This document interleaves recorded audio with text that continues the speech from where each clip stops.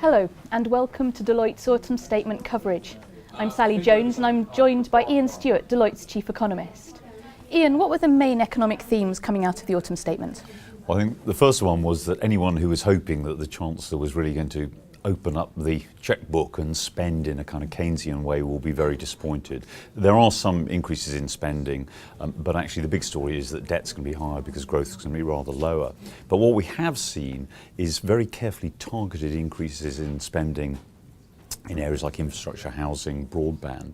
And it's clear that his big mission is to boost productivity. That's going to be the big theme of this Parliament. So it's not a big opening up of spending, but it is a real drive to do something about productivity, which he acknowledged is poor. Could we just come back to growth a minute? What's the story with the growth forecasts?